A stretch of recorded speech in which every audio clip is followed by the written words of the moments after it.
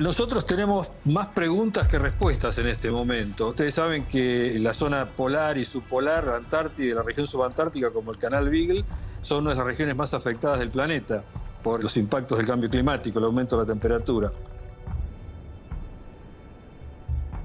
Estamos viviendo un cambio fuerte a nivel de planeta. Hay áreas que son mucho más sensibles que otras. Esta es un área en general muy sensible al cambio climático. Y muchos dicen que la acidificación oceánica es como el gemelo malvado del cambio climático, porque se produce exclusivamente en este caso por el aumento del dióxido de carbono. Es una campaña que reviste, aparte del interés científico, una importancia política muy grande, porque es la primera campaña binacional con Chile que hacemos en esta zona. Tiene este contenido especial en el sentido de que nos va a permitir tener un conocimiento integrado del Canal Beagle como un todo, digamos, no separado por fronteras.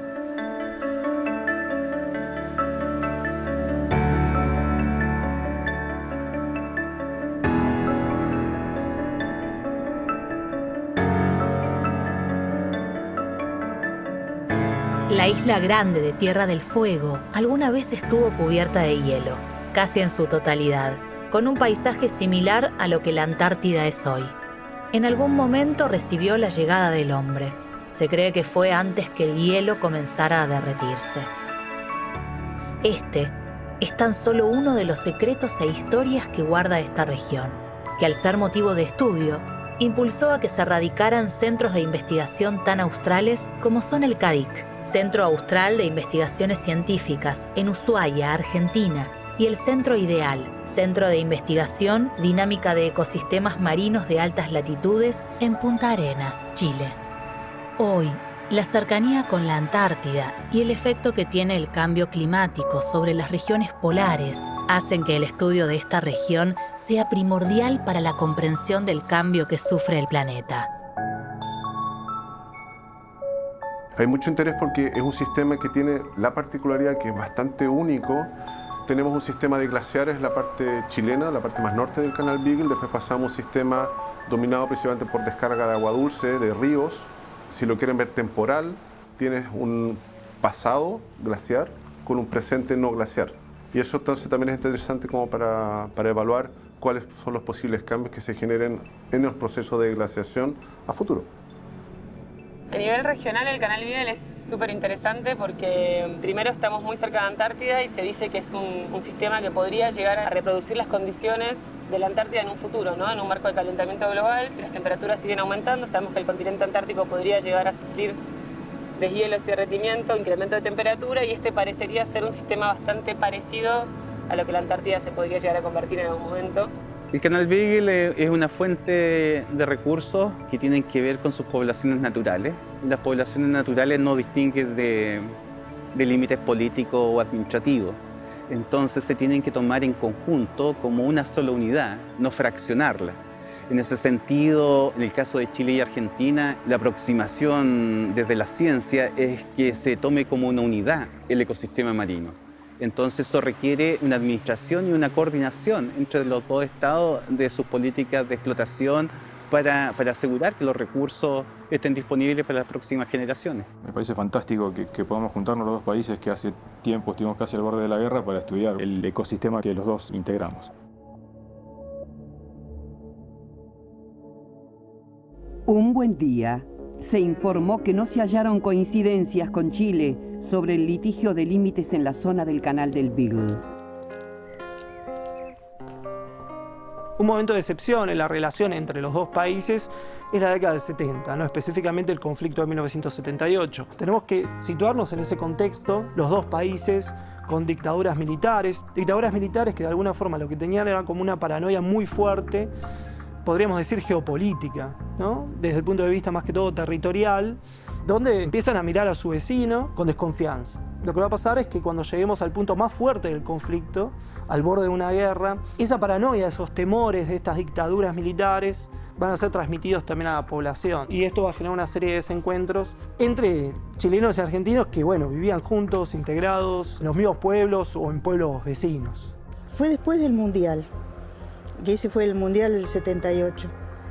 Decidieron probar fuerzas, aparentemente. Acá realmente se vivió como que ya estábamos en guerra. Se veía muchos militares por todos lados, había colegios ya tomados tipo cuarteles. Llegaron gente de la Armada llamando a todas las personas, hombres, adultos, que pudieran manejar un arma. Doblaron ahí y digo, bueno, voy a seguir a donde van. Y cargaban combustible y bajaban, porque por ahí se podía entrar bien al agua. Y de ahí cargaban combustible y se iban bajando al agua. 20 anfibios eran. Y digo yo, no puede ser, ya estamos en guerra. Buques por ambos lados. Aquí en el Canal Beagle, muchos buques en la noche. No se dormía nada. Los DC-3, cuando hacía oscurecimiento, salían de la pista que está acá y pasaban vuelos rasantes por todo Ushuaia, ¿viste? Y nosotros asustados mirando todo esto. Ese avión pasaba así, volando bajito, y tiraba bolsas de harina para marcar supuestos impactos de proyectiles, incendios. Recuerdo que dijeron, sí, fulano está detenido. Me pareció una cosa rarísima. Y dijeron, sí, lo han detenido porque es un espía chileno. Lo llamaron a todos, a William, para reforzar Puerto William, porque los argentinos, según esa fecha, iban a atacar. Mucha gente desesperada por irse porque obviamente estaban asustados. No tengo miedo.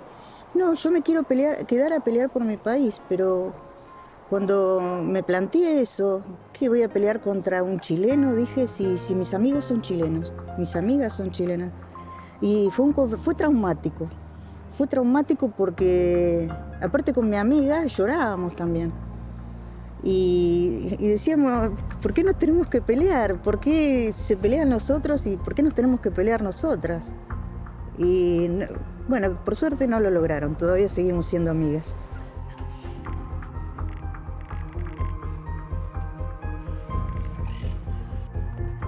Las dictaduras latinoamericanas, y en particular la dictadura de Videla y la dictadura de Pinochet, recurren al arbitraje del Vaticano, que a su vez afianza una posición como garante de la paz entre ambas dictaduras, ¿no? Que habían estado a punto de ir a la guerra por esta indefinición de los límites internacionales en el extremo sur. Es decir, es una situación que permite dotar de cierta legitimidad religiosa católica a la resolución del conflicto y a la salida negociada del conflicto entre ambas dictaduras. Pero la movilidad de las personas, la movilidad de los animales, la movilidad de las ideas, permanece a través del tiempo.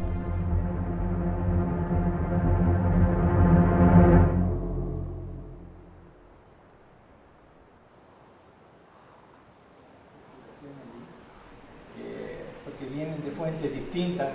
Igual sería bueno a lo mejor tratar de ver si pudiéramos en algún momento, no sé si es muy caro el oxígeno 18 isótopo como para ver origen de agua dulce, si es glaciar, si es más río, etc.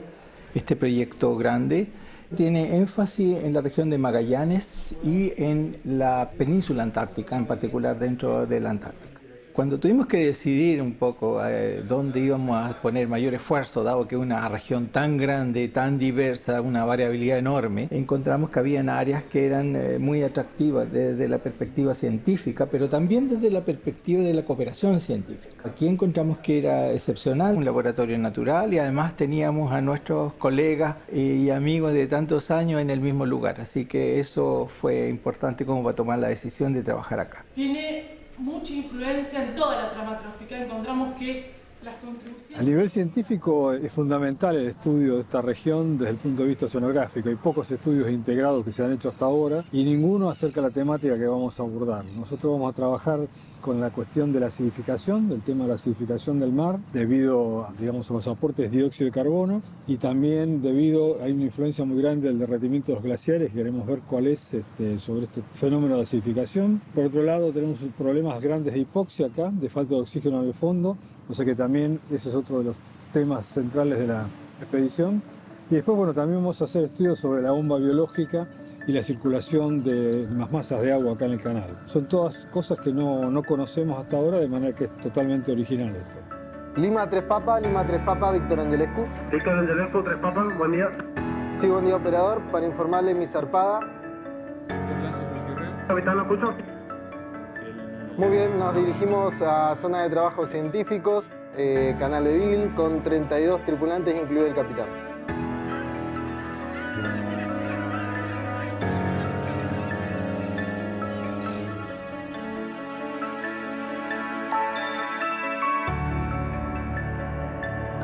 investigadores del CADIC, con la participación del INIDEP y de la Universidad de Buenos Aires, y del Centro Ideal, con la participación del IFOP y la Universidad de Concepción, impulsaron a que el Estado argentino y el Estado chileno, en un acto de superación, se comprometan a aunar fuerzas en un bien común para toda la humanidad: el estudio del cambio global en el fin del mundo.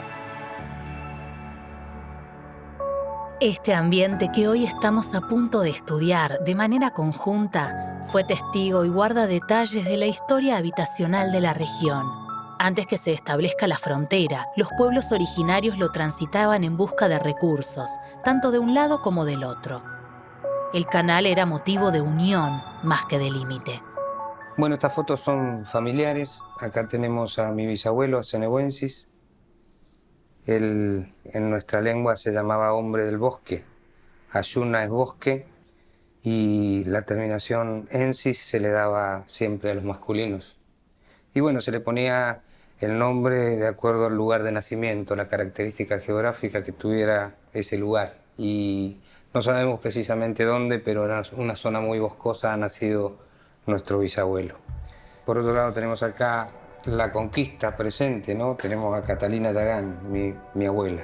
Ella ya se bautizó como Catalina y en el transcurso del tiempo perdimos el hilo del nombre nativo y el lugar también, por supuesto, ¿no?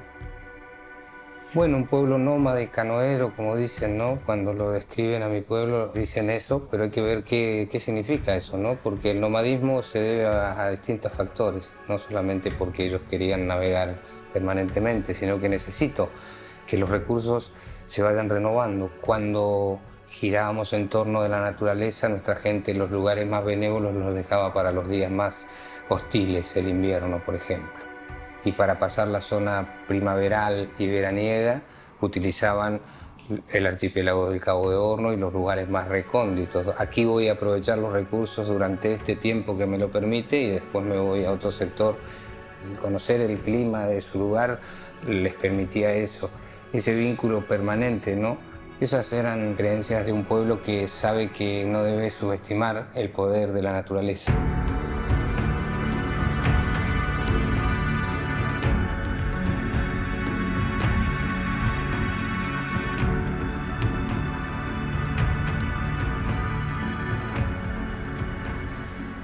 ¿Cuándo llegaron los seres humanos a lo que hoy es la Isla Grande de Tierra del Fuego? Por lo que sabemos hasta ahora, unos 12.500 años atrás. ¿Cómo llegaron? A pie seco, caminando. El estrecho de Magallanes no era estrecho, era un gran valle. Ese valle extenso, sin glaciares, permitía el paso.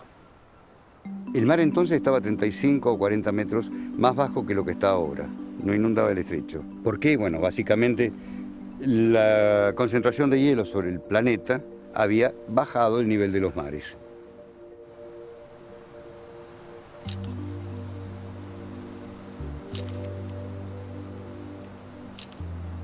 La última glaciación comenzó hace 110.000 años aproximadamente. Uno de los glaciares más extensos que se desarrolló en el archipiélago fueguino se ubicó acá, en el canal Beagle. Este glaciar, que denominamos glaciar Beagle, tuvo sus nacientes allí hacia el oeste, en las zonas montañosas más elevadas de la Isla Grande de Tierra del Fuego, que es la cordillera de Darwin. Desde allí este glaciar bajaba, recorría la totalidad del canal y terminaba en lo que es hoy el límite este del canal Beagle.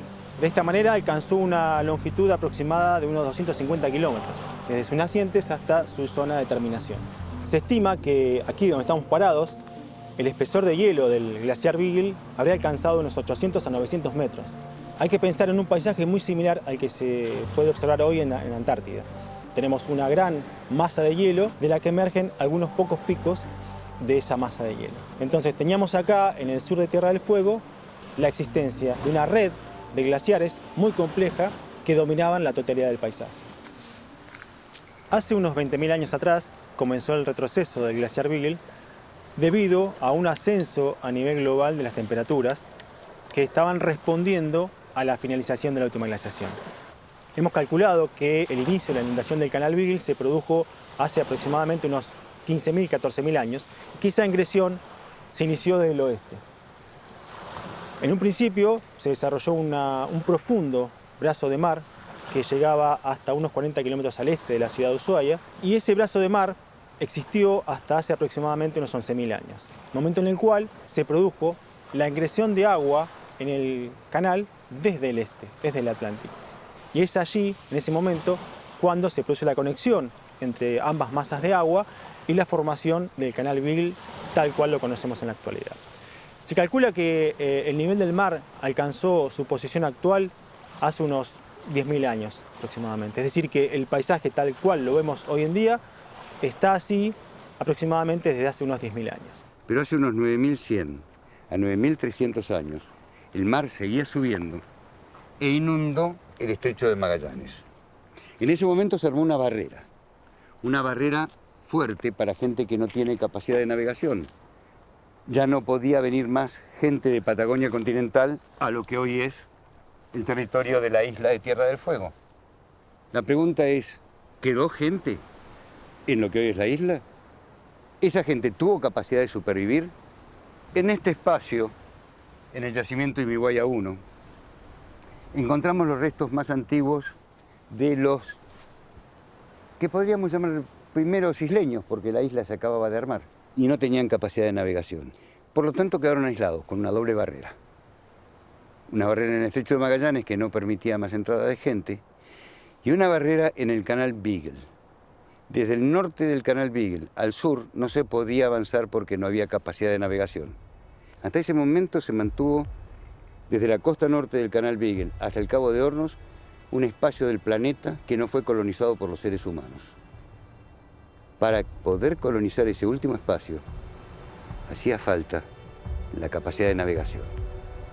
El Onashaga, o conocido como Canal Beagle, que en realidad su nombre originario es Onashaga, de acuerdo a los estudios arqueológicos que se han hecho en ambas riberas del canal, ya dan cuenta con bastante certeza de una presencia de al menos 6.000 años de poblaciones canoeras acá en el canal. Como pueden apreciar aquí, más que ser un espacio de división, como tal vez hoy día estamos acostumbrados a experimentarlo, era sobre todo desde el medio marítimo, un espacio de unidad. Podían cruzar fácilmente de una ribera a otra los grupos, y los grupos que estaban al frente con los que estaban en este sector estaban totalmente emparentados. Por ejemplo, algo muy clásico es las señales de humo que se hacían desde ambas riberas, una a la otra, digamos, llamándose, convocándose, manteniendo contacto desde la lejanía, pero es algo bastante evidente, uno lo ve aquí mismo. Todavía hoy día uno ve los humos del frente, entonces antes era una forma directa de comunicación y ellos se iban moviendo, ya sea indistintamente por la costa de la isla Navarino o de la isla Grande de Tierra del Fuego, iban recorriendo, ya sea mariscando, cazando, simplemente por el gusto de recorrer y navegar en distintos lugares que eran de su preferencia, de su predilección también. Hablamos de un pueblo canoero que basó su subsistencia en los recursos marinos, así que son más de 6.500 años que generación tras generación vivieron y permanecieron, así que imagínense qué importancia que podía tener para mi gente el Onashaga hasta el Cabo de Hornos, porque hasta allí navegaban, ¿no? Por ser un pueblo preexistente, el tema fronterizo no existía, éramos libres, como dicen algunos paisanos por ahí de otros pueblos, éramos pájaros que cruzábamos de un lado a otro esas líneas imaginarias que después la contemporaneidad nos pone, ¿no? Ellos no tenían una bandera, así que podías estar hoy en Chile y mañana en Argentina y así sucesivamente en el transcurso de las navegaciones y de los movimientos permanentes de un pueblo nómade, ¿no?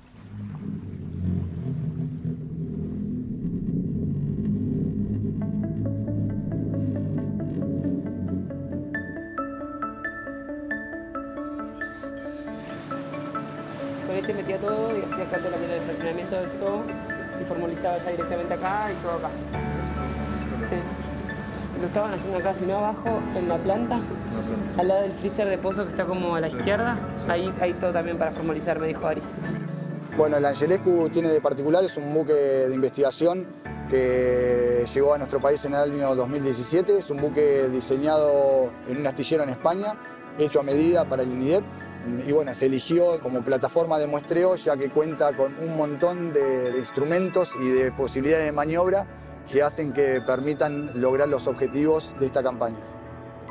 El Víctor Angelescu es un buque novedoso que cuenta con estándares internacionales y está a la altura de cualquier buque de investigación actual en el mundo. Es un buque silencioso, eléctrico, con lo cual a partir de generadores permiten obtener electricidad. Esa electricidad es utilizada para propulsión y generar cero disturbio porque no emite sonido al ambiente marino. La campaña que estamos realizando tiene una estructura muy dinámica.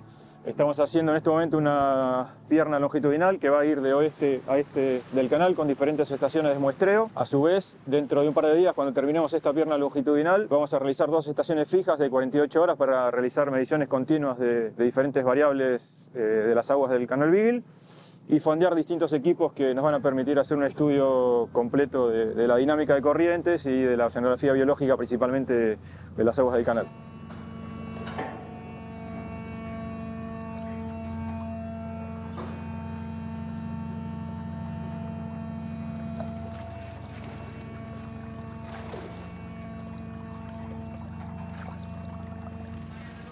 Nosotros le hemos estudiado la parte chilena, hemos hecho algunos intentos de estudiar, a diferencia de lo que pasa con Argentina, el acceso al canal Beagle nuestro es mucho más complejo. Lo más cerca es Punta Arenas, nuestra base de operaciones, por lo tanto tenemos que navegar desde Punta Arenas hasta el canal Beagle, que ya son bastante tiempo que se demora y costoso por lo tanto. Y ya tenemos alguna idea de lo que pasa, al menos en la parte chilena del canal Beagle, que es la parte oeste del canal Beagle. Ahora la parte este del canal Beagle sabe un poco, y obviamente nuestros colegas en CADIC tienen mucho más información, ¿ya? Y es un sistema interesante como laboratorio, puesto que tenemos en la parte oeste un sistema de glaciares principalmente, que van desembocando en el canal Beagle con fiordos, y a medida que vamos pasando entonces hacia el este, empezamos a tener un sistema más de cambio de uso de suelo hacia nieves, muchos valles por ejemplo, y eso obviamente va a generar un cambio en todo el sistema. Entonces en un canal que no es muy largo, tenemos enormes gradientes de variación de la orografía del sistema. Este ecosistema que siempre fue estudiado de manera parcial está siendo abordado, por primera vez, no solo multidisciplinariamente, sino que también de manera integral. Entender su funcionamiento para aprender a respetarlo, tomando conciencia de sus recursos naturales, es sin duda un paso importante en la búsqueda de una mejor manera de relacionarnos con el planeta en que vivimos. Desde la revolución industrial hasta nuestros días, año tras año seguimos batiendo los registros de concentración de dióxido de carbono en la atmósfera. Es evidente que debemos revertirlo si queremos seguir habitando este planeta. Aún así, seguimos aumentando la emisión de este gas, que al igual que en la atmósfera, su alta concentración provoca efectos negativos en el agua. La acidificación es una de las resultantes de nuestras actividades humanas. Cada vez producimos más y más dióxido de carbono con nuestras actividades diarias y con las actividades industriales principalmente. Y lo que hacemos es generamos un pool extra de dióxido de carbono que se concentra en la atmósfera y el mar es un regulador natural del ciclo del carbono, digamos, de esa parte del dióxido de carbono y lo absorbe, lo concentra en el agua y lo extrae. Eso tiene beneficios porque aminora el calentamiento global, que es uno de los principales procesos del cambio climático, pero tiene sus consecuencias, que es, entre otras, ese exceso de dióxido de carbono produce cambios en la química del agua de mar y lo que hace es disminuye el pH generando una acidificación progresiva del agua de mar. Un fenómeno muy grave que genera una alerta internacional bastante fuerte. La acidez, el pH, que nosotros lo medimos como pH, es una variable maestra y afecta a la especiación química de muchos elementos en el océano y eso cambia el hábitat para la vida marina. Entonces hay unos organismos que son bastante susceptibles a cambios de pH. Algunos de estos se ven afectados y tienen que invertir más en calcificar más, por ejemplo los que producen carbonato de calcio. Y eso afecta su balance energético, es decir, tienen que gastar más reparando, por ejemplo, calcificando, y esa energía no se la destinan a otros procesos fisiológicos como el crecimiento en biomasa o la reproducción. Queremos saber qué va a pasar con la acidificación del océano, con los diferentes organismos marinos, cómo van a responder los ecosistemas, cómo se van a adaptar la biota marina a ese nuevo escenario químico del mar. Estamos en la estación fija número 2, que es la estación fija del este. Y vamos a hacer una estación que se va a repetir en el tiempo, entonces vamos a estar quietos acá o alrededor del punto durante 36 horas más o menos. Ahora vamos a empezar con el primer lance, digamos, de esta estación, que es un casteo de roseta, CTD y botellas. Y bueno, y todos los instrumentos que acompañan a la roseta. Y estamos por empezar ahora el show de las 48 horas.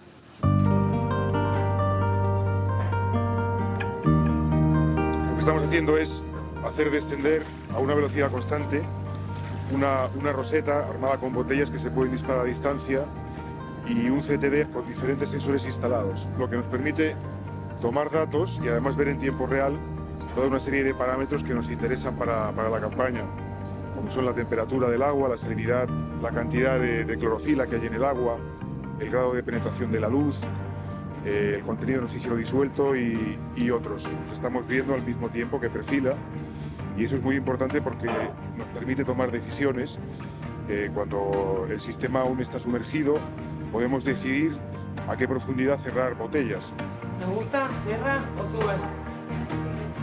Cierra 3 botellas más. Entonces, en el momento que la roseta baja por la columna, vamos mirando el perfil de todos estos instrumentos accesorios y vamos decidiendo dónde queremos tomar muestras de agua.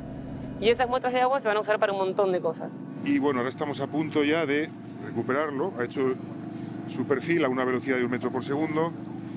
Ahora está ascendiendo. Tenemos que traer a la cubierta, entre otras cosas, para tomar las muestras de agua que el sistema ha colectado.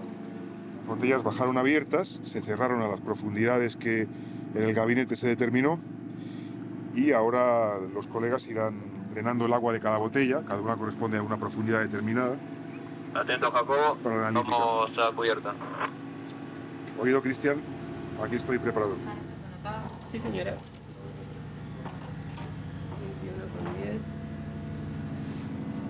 Una vez que la roseta tomó las muestras biológicas en las distintas profundidades que deseábamos, la roseta sube a superficie con todas las botellas y lo que hacemos es el ordeñe, digamos, de la roseta, que se llama. Nos ponemos todos en un distinto orden, siempre hay un orden determinado, dependiendo de la variable y la sensibilidad de esa variable. El oxígeno, por ejemplo, disuelto suele ser la primera variable a extraer para evitar que haya oxigenación y modificar las condiciones. Porque en definitiva lo que uno quiere hacer es tomar como una foto de lo que pasó en ese instante, en ese lugar del agua. Cuando uno está trabajando con acidificación, uno puede medir distintas variables que te den una idea de cómo está el dióxido de carbono en el mar y en la atmósfera. Tenemos suerte que en esta campaña se están midiendo de las 4 posibles variables medibles, 3. Estamos midiendo alcalinidad total, pH, en la columna de agua y en superficie con el equipo en continuo el dióxido de carbono en el mar y en la atmósfera. Dependiendo del tipo de muestra, algunas se analizan a bordo, otras se analizan en tierra. En este caso las de alcalinidad se procesan en tierra, pero las botellas de oxígeno las analiza Maite, la colega, y las de pH también se analizan acá a bordo. Es importante tener todos los datos juntos y todas las variables medio en simultáneo como para poder tener más datos y más material, digamos, para estudiar la columna de agua. Siempre, cuantas más variables tengamos, mejores. Nosotros acá estamos trabajando con la clorofila, le sumamos los nutrientes que va a ser también Gemita en Chile, toxinas, tenemos fitoplancton cualitativo, citometría para ver bacterias, virus. Estamos tratando de alcanzar a todas las comunidades de la columna de agua a nivel biológico y también tenemos parámetros físico-químicos, el oxígeno disuelto, la alcalinidad, el pH, temperatura, salinidad, y todo eso nos hace como todo el escenario completo, digamos, para poder evaluar o determinar primero cómo está hoy el sistema y sobre la base de estos datos, más los que ya tenemos, construir a futuro modelos, etc. Mi rol en el buque es tomar muestras de fitoplancton, muestras de agua, en la columna de agua en ciertas profundidades para determinar posteriormente toxinas paralizantes, lipofílicas y amnésicas. También estoy tomando muestras de agua para hacer análisis de nutrientes disueltos, esto es nitrato, fosfato, silicato y nitrito, que son los componentes básicos en la materia prima que sirve de alimento, por decirlo de alguna manera, a las microalgas y para que fabriquen su propio, digamos, compuestos orgánicos, que al final se convierten en alimento para otros niveles tróficos como el zooplancton, peces, cetáceos, en fin. campaña viene muy bien y viene bien, estamos trabajando muy serio. En 10 minutos estamos arribando en la estación número 16. Muchas gracias.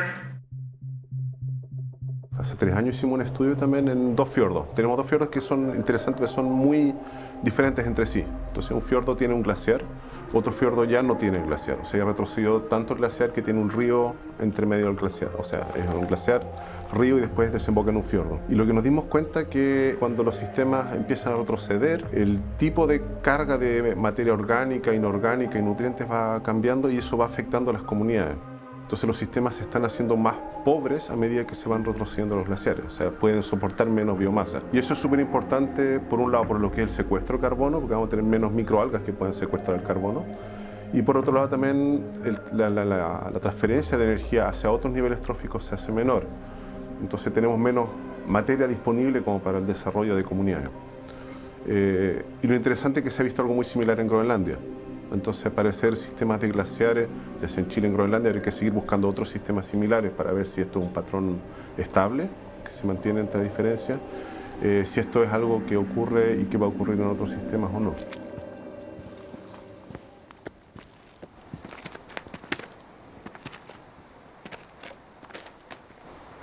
En el fondo del valle se puede observar el glaciar Esmeralda y por debajo se observa una cresta conformada por rocas y sedimentos y corresponde a una morena. Es una morena de la pequeña edad de hielo. Eso nos indica que el glaciar Esmeralda alcanzó esa posición hace aproximadamente unos 170 años. Es de público conocimiento que los glaciares están retrocediendo desde hace varias décadas. El último momento en el cual los glaciares avanzaron en todo el planeta fue durante la pequeña edad de hielo, que fue un evento climático frío de carácter global que se extendió entre los años 1600 y el año 1850. Sabemos que los glaciares del sector argentino de Tierra del Fuego tuvieron un tamaño similar al de la pequeña de hielo hasta el año 1950 aproximadamente. A partir del año 1970 se dio un retroceso acelerado de los glaciares. En el caso del glaciar Esmeralda, sabemos que durante los últimos 30 años retrocedió 400 metros, es decir, redujo su superficie a 1/3 de su superficie original. El agua de precipitaciones, junto al agua de fusión de nieve y el agua de fusión de estos pequeños glaciares, arrastra materia orgánica hacia la costa, modificando el ambiente costero. El continente juega un rol bastante importante porque aporta muchos materiales al agua marina y también es fuente de agua dulce. Entonces, esos nutrientes o elementos que libera el continente al mar tienen un rol preponderante en cómo los ecosistemas funcionan. Por ejemplo, en la Patagonia tenemos los mayores campos de hielo del hemisferio sur, continental me refiero, que están perdiendo masa de hielo a nivel de muchos kilómetros cúbicos por año, y eso aumenta el flujo de agua desde el continente al mar y también diluye el mar.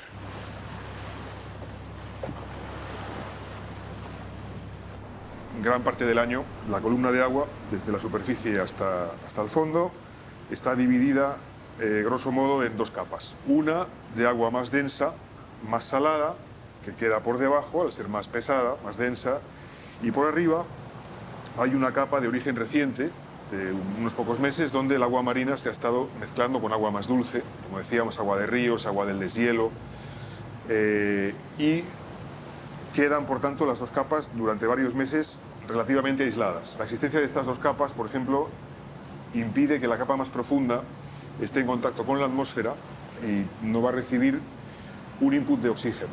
El oxígeno se va a ir consumiendo por la respiración de los organismos, por la descomposición de la materia orgánica, hasta llegar al invierno, en el cual la atmósfera se enfría también el agua superficial. Si es más fría y es más salada, el agua se vuelve más pesada y en ese momento toda la columna de agua se homogeneiza. Esto es muy importante porque, de no ser así, el fondo terminaría sin oxígeno, si no existiera esta ventilación anual, estacional en invierno. Llegada la primavera y el verano, con el aumento de la temperatura atmosférica y la llegada de agua dulce, vuelve a establecerse esta distribución en 2 capas del agua del canal. Mi función en la campaña es la instalación de un par de fondeos instrumentados en el canal, uno de ellos de corto periodo, que va a estar tomando el flujo descendente de partículas, el otro va a permanecer por un periodo de 5 meses. Durante ese tiempo van a estar registrando en su memoria interna los datos de interés. Bueno, los instrumentos de medida que hay en este anclaje, uno de ellos es un Microcat, es este instrumento que ven acá. Es un CTD en miniatura. El concepto es similar al GTD de la Rosetta que ya vieron, pero es un modelo precisamente para fondeos, para dejarlo fijo, sumergido durante un periodo largo, y va a estar midiendo en su memoria interna temperatura, salinidad, presión hidrostática y oxígeno disuelto. Y en la parte superior lo que tenemos es un perfilador de corrientes, todo rodeado de boyas para mantenerlo bien estable. Lo que mide es la dirección y el módulo de la velocidad de la corriente a diferentes distancias. Eso es lo interesante. No obtienes un solo valor de velocidad, sino un perfil de velocidades. Desde donde está fondeado el instrumento, que serían unos 100 metros, hasta la superficie.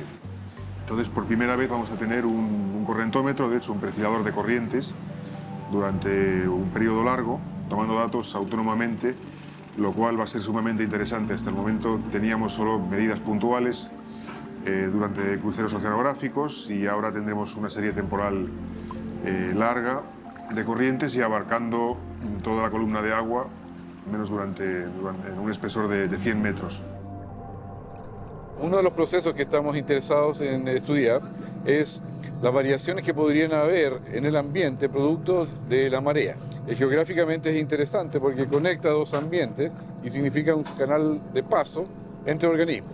Ahora, en términos ecosistémicos es también interesante porque a lo mejor, y eso es lo que queremos ver, en este sector podríamos estar mezclando distintos tipos de organismos, ¿sí?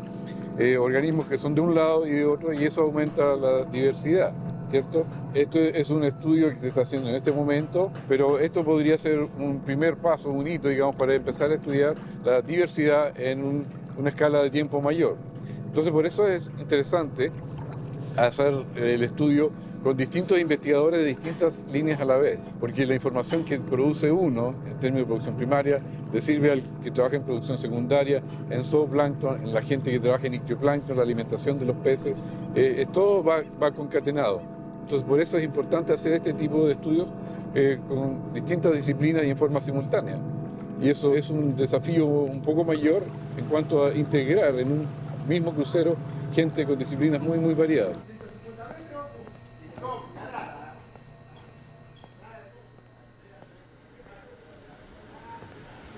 Hola Ari, ya estamos en estación, parece.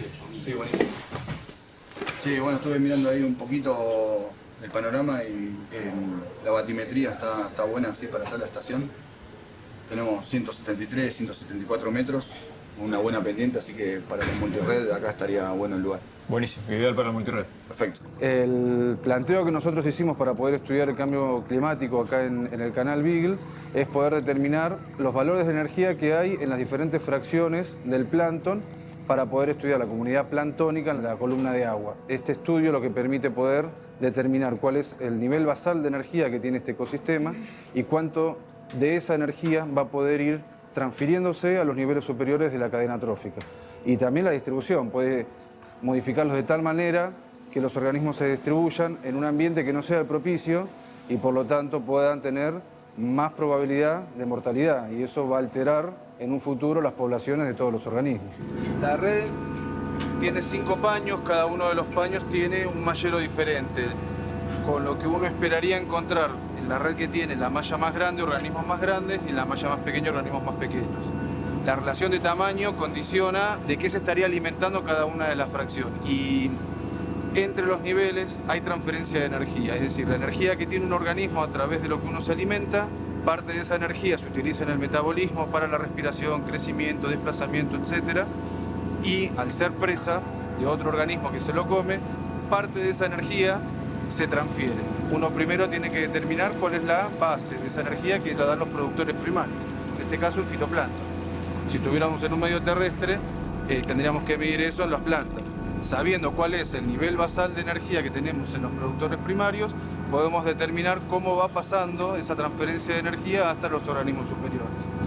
Y el valor de esa energía nos determina cuántos niveles puede soportar un ecosistema y también de determinada manera cuánta cantidad de organismos puede sustentar. Lo que ustedes ven ahí es el zooplancton. Ahí principalmente vemos copépodos. Los copépodos son los pequeños crustáceos y son los crustáceos de los cuales se alimentan principalmente sardinas, anchovetas, qué sé yo. Y lo que estoy desarrollando aquí es investigación relacionada principalmente con zooplancton e ictioplancton. Zooplancton es muy sensible a las bajas salinidades, que es lo que uno esperaría encontrar con el cambio climático. Aumento de la temperatura, derretimiento de los hielos, eso se vuelca al océano y baja la salinidad. Y si hay mucha mortandad de ese grupo, que funciona como nexo y principalmente como alimento, ¿no?, de lo que serían larvas de peces y también de otros organismos, zooplancton más grandes y de otros organismos también superiores. Puede causar estragos en lo que es el ecosistema o desequilibrar la estabilidad del ecosistema. Nosotros acá lo vamos a estudiar desde diferentes puntos de vista. Por un lado, midiendo la densidad energética o ver qué valores de energía hay entre los diferentes niveles de la cadena trófica de la comunidad del canal, y también con estudios isotópicos para poder determinar la fuente de carbono y de nitrógeno. En el caso del carbono 13, nos puede dar indicaciones, por ejemplo, de la procedencia del carbono orgánico. Hay ciertos números o valores de carbono 13 que son indicadores de producción primaria en plantas terrestres, y otros números, otros valores de carbono 13 que te indican que es producción primaria pero asociada a organismos del océano, a fitoplancton. Esa es una de las utilidades del carbono 13, en este caso como indicador de la fuente de carbono orgánico, o marino, o que venga eventualmente una fracción del ambiente terrestre. Parte de isótopos estables se va a estudiar en conjunto con Chile. La parte de energética e identificación la vamos a hacer con gente de la Universidad de Buenos Aires. Entonces nosotros partimos las muestras con este pequeño aparatito que se llama Folsom, y estas muestras congeladas se llevan a nuestro laboratorio, se identifican las especies que nos interesan y se mandan a hacer el análisis de isótopos estables. Y al cabo de aproximadamente unos 3 meses más deberíamos tener ya resultados de los análisis de carbono 13 y nitrógeno 15. Entonces ahora vamos a proceder a llevarlos al congelador y ahí se almacenan junto con las muestras de otros colegas. Y con eso, digamos, esperamos entonces hasta la nueva red que va a salir como en un par de horas más.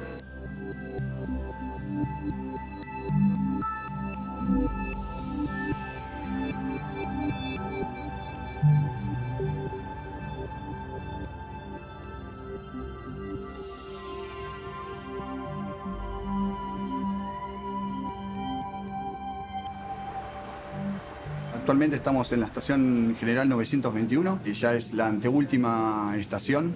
Hoy vamos en búsqueda de un fondeo y también vamos a fondear un ADCP, así que ya estamos en los últimos momentos de la campaña. Estamos cerrando la campaña en este momento, después del 7º día de bastante trabajo, y en general ha sido una campaña muy exitosa. En los primeros días generalmente uno se acostumbra a los equipos de trabajo, a dónde están todos los materiales, a hacer todos los protocolos de trabajo, lo que cambian bastante este crucero. Después el segundo día ya todo anda mucho más rápido, generalmente la segunda estación ya es mucho más rápido el trabajo, y posteriormente entra el cansancio, ¿ya? Y ahí empezamos también a estar un poco más cansado y cuesta un poco más lo que es el trabajo, pero no, bien, muy feliz con la campaña. Tienen una casa flotante muy bonita, muy agradable, todos con mucho ánimo de cooperar y que esto siga más adelante también, sigan los siguientes años. A pesar de todo el esfuerzo de seguir después una serie de tiempo en el canal. Este es un granito de arena para poder entender el problema que es a nivel global. Eso, ojalá nos hermanemos más.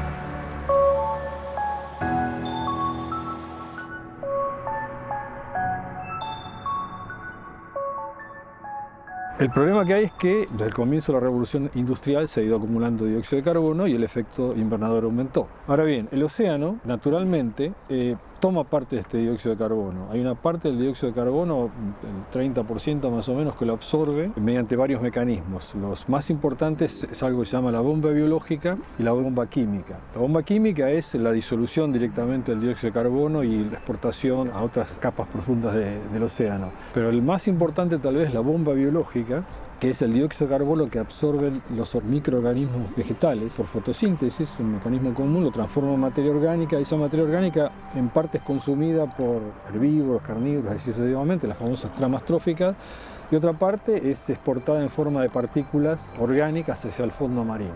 Una vez que llega al fondo marino, toda esta masa de materia orgánica que fue acumulada, producida en la superficie, hasta la profundidad donde llega la luz, tiene dos caminos. Por un lado, o es consumida por animales o organismos que habitan en el fondo, o bien se introduce en los sedimentos y por procesos geológicos de diegénesis queda fijado ahí. El dióxido de carbono que está en la atmósfera queda fijado en el fondo del océano. Eso es lo que pasa básicamente. Entonces a eso se le llama la capacidad de regulación del cambio climático que tiene el océano. Pero es una capacidad limitada, digamos, ¿no? En exceso de dióxido de carbono que se va a disolver en las capas de superficie y va a bajar el pH o aumentar la acidez, como se le dice. Principalmente el humano emite desde hace prácticamente la época industrial, empieza a emitir entonces grandes cantidades de carbono que tienen que ver de una manera relativamente sencilla. Es todo el carbono que fue secuestrado por millones de años en el fondo del océano, nosotros estamos liberando ese carbono en tasas de días prácticamente.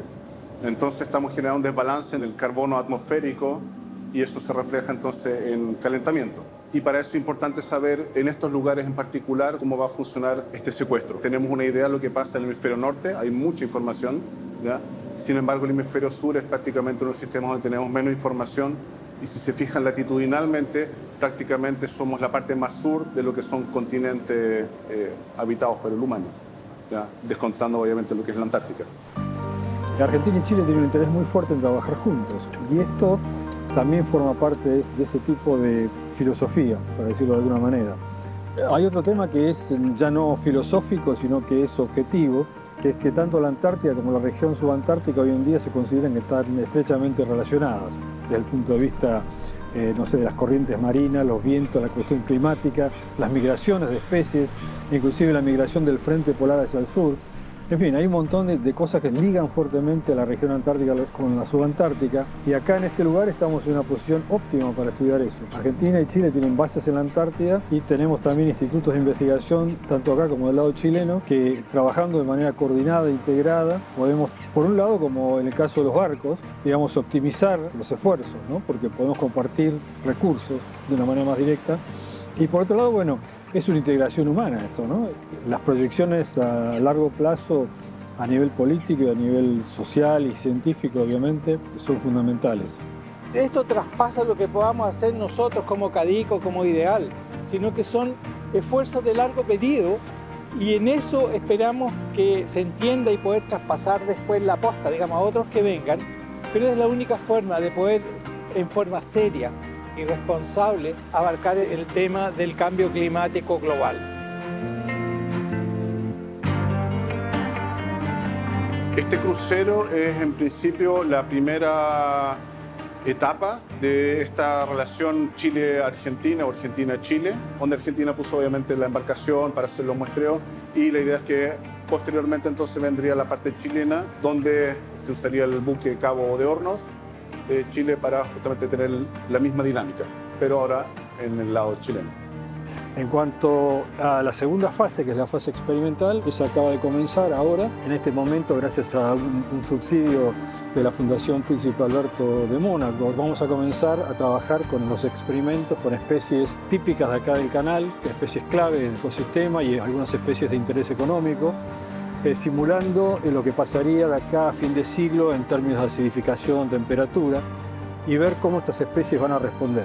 Estos resultados, junto con lo que de alguna manera recopilamos en el terreno, van a servir para modelizar lo que va a pasar en el futuro y nos va a dar una idea de hacia dónde vamos, ¿no?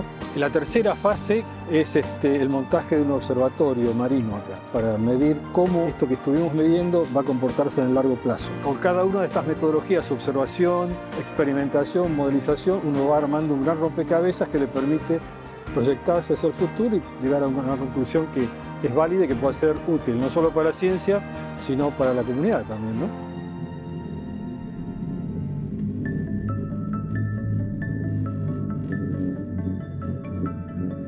Todo está conectado.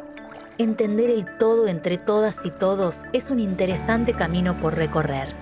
Hasta no hace mucho, la humanidad desconocía que al aumentar la cantidad de dióxido de carbono en la atmósfera, aumenta la actividad de la bomba biológica en los océanos y ambiente marino. Aunque todavía sigue siendo materia de estudio, se estima que los océanos pueden estar consumiendo hasta el doble de carbono de lo pensado. Lo que hoy está claro es que este mecanismo de control está saturado y no alcanza a consumir la cantidad necesaria del carbono que liberamos con las actividades humanas. Generar evidencia científica para el cambio climático desde el fin del mundo es una tarea que debe ser llevada a cabo en el tiempo, con el fin de conseguir datos y herramientas necesarias para poder entender no solo el presente, sino también el futuro del cambio climático. Y así poder tomar decisiones con el fin de relacionarnos de una mejor manera con el planeta en que vivimos.